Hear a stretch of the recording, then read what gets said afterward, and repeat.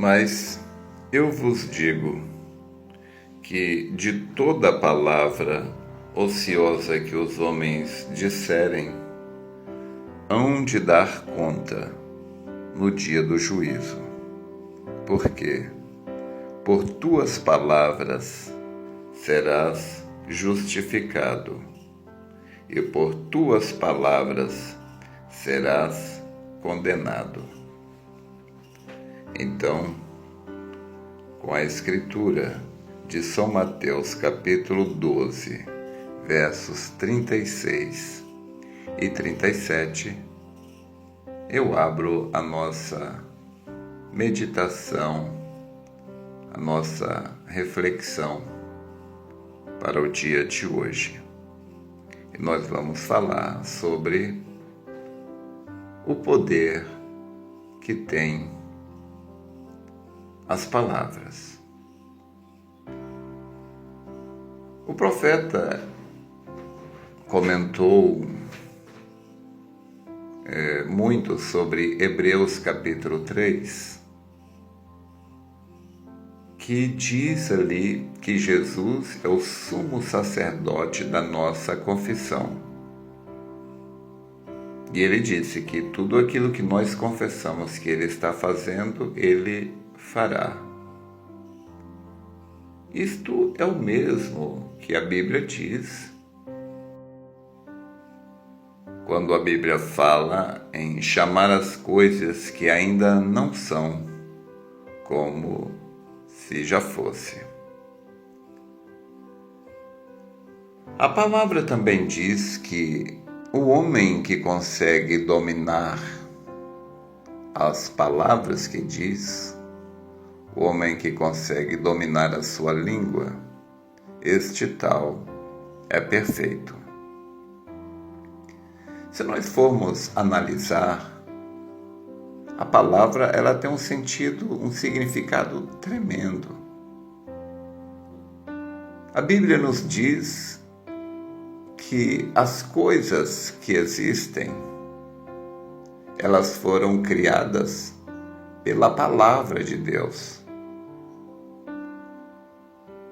Tudo que existe foi criado através da palavra. A palavra é um pensamento expressado, sabemos disso. Então Deus disse: haja isto, haja aquilo, e Deus criou todas as coisas. Agora, se nós somos filhos de Deus, tem que haver algo em nós que se parece com o nosso Pai. Se Deus, o nosso Pai, é a palavra, porque São João capítulo 1 diz: no princípio era a palavra estava com Deus e a palavra era Deus. Claro, há traduções que falam o verbo, mas o verbo e a palavra é a mesma coisa. Então, se Deus criou o mundo com a palavra, nós, sendo filhos de Deus, nós também podemos criar um mundo com a palavra. É bem verdade que na mensagem A Sempre Presente Água da Rocha, parágrafo 150, o profeta disse que se nós tivermos, mesmo que seja apenas uma sombra daquele poder de Deus em nós, isto é poder suficiente para criar um mundo, fisicamente falando mesmo, literalmente falando, e morar nele. Mas nós não queremos criar um mundo, literalmente falando, para ir morar nele, porque já este mundo já existe, que é o planeta Terra. É aqui que nós vamos passar a eternidade. Nós não queremos criar outro. Deus já criou o nosso. Mas O que eu quero dizer é que nós podemos criar um mundo particular, um mundo só seu.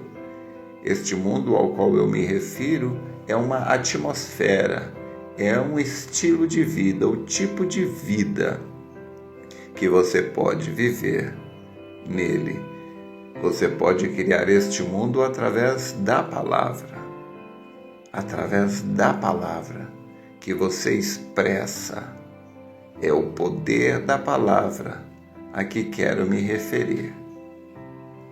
Antes de eu entrar no sentido mais profundo disto, deixe eu contar uma pequena história.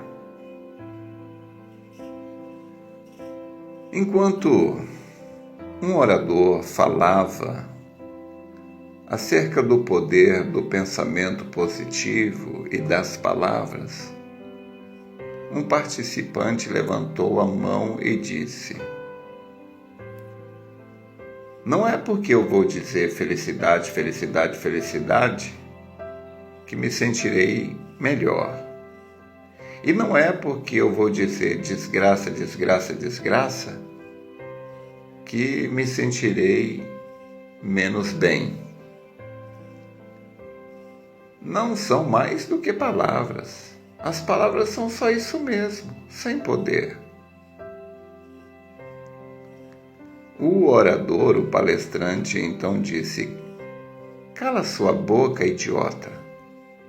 Você é incapaz de compreender o que quer que seja." Bem, o participante então ficou paralisado, mudou de cor e preparou-se para replicar agressivamente. Mas o orador então levantou a mão de forma apaziguadora e disse: "Não quero te magoar. Eu peço que você aceite as minhas mais sinceras desculpas." O participante então se acalmou. Os outros participantes ali que estavam ouvindo aquela palestra murmuravam e houve uma agitação na sala. O orador interveio e disse: "Esse foi apenas um exemplo para ilustrar a força das palavras. Algumas palavras desencadeiam dentro de nós raiva e cólera.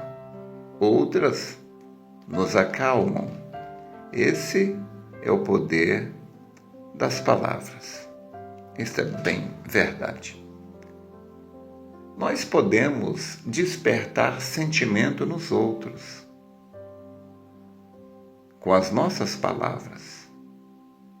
No livro de Provérbios está escrito que a palavra dura suscita a ira, mas uma palavra branda desvia o furor. Então, tudo bem.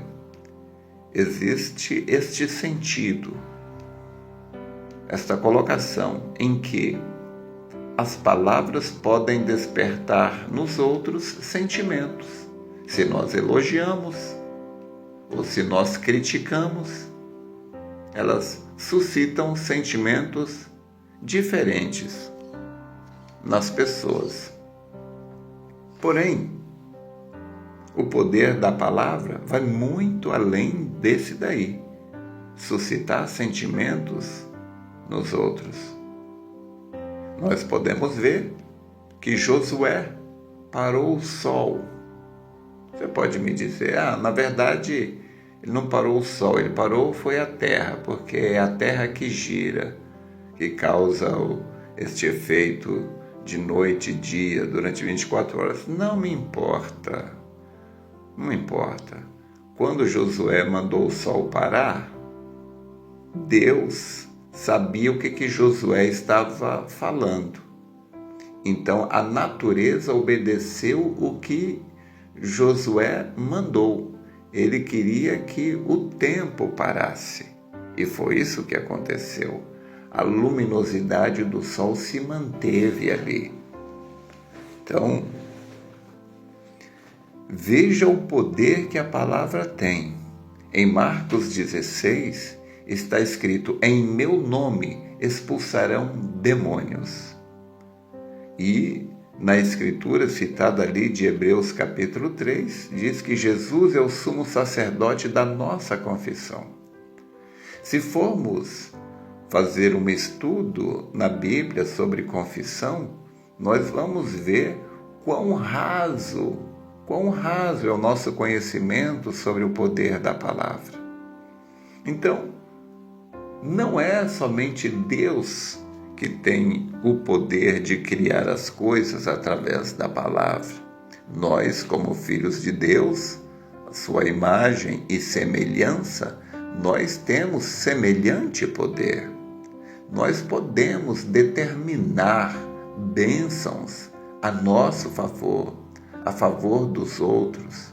Tanto é que o profeta disse: olha, se alguém te fez algum bem, você gostaria de ajudar aquela pessoa, gostaria de retribuir, não sabe como, então apenas lhe diga: Deus te abençoe. Você está decretando uma bênção sobre aquela pessoa. Porém, não é somente falar de maneira vaga, aérea. Não é assim. Quando Josué mandou o sol parar, ele não falou isso de maneira vaga, aérea. Quando Jesus amaldiçoou aquela árvore que não tinha fruto, porque ele estava com fome, e ele foi atrás de um fruto naquela árvore e ela não tinha. Jesus amaldiçoou aquela árvore, e aquela árvore murchou, secou, ela perdeu a vida. Você pode amaldiçoar a vida daquele câncer e aquela vida morrerá, sairá dali, aquele câncer murchará. Nós temos esse poder. Nós temos o poder de declarar a nossa saúde. Nós temos o poder de falar conscientemente, crendo, sabendo que nós somos a noiva palavra. Veja, no princípio era a palavra estava com Deus e a palavra era Deus. E a palavra se fez carne. Então, há 2000 anos atrás, a palavra, que é Deus, estava encarnada em um homem, Jesus. Hoje, a palavra, que é Deus, está encarnada não em um homem ou uma mulher, mas em um povo, a igreja, a noiva eleita. Eu, você, nós somos a noiva palavra e nós temos em nossa própria natureza, assim como a lã faz parte da natureza da ovelha, a palavra, o poder da palavra falada faz parte da nossa natureza divina. A razão de usarmos tão pouco é a ignorância, a falta de conhecimento nisto daí. Veja o cego John Ryan.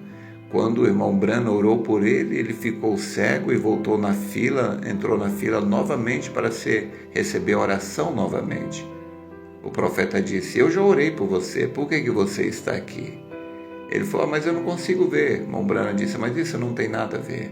Mas então o irmão Branham mandou ele fazer algo que mudou a sua história. Disse: simplesmente continue, comece a confessar que você está curado e você enxergará.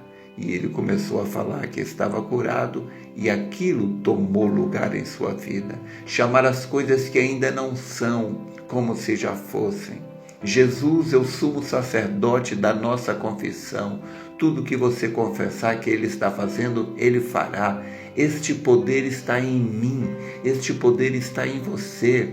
Essa é a parte, esta é a herança divina que nós temos. É a parte genética, espiritualmente falando, de nosso Pai, que é a palavra. Nós também somos a noiva palavra, os filhos palavra. Comece a confessar a cura, não a doença. Confesse a vitória, não a derrota. Seja qual for a coisa que você tem diante de você, tome o conselho de William Branham na mensagem A Maior Batalha. Ele disse: entre com toda a coragem dizendo, eu vou vencer, não vou perder, eu vou vencer, não vou perder. Aquilo que você professa, confessa, profetiza, aquilo acontecerá. Simplesmente entre com toda a coragem dizendo, eu vou vencer, não vou perder. Comece a dizer, pelas suas pisaduras, eu estou sarado. Mas não é apenas dizer para acontecer, é dizer até acontecer. Espero ter te ajudado. Deus te abençoe.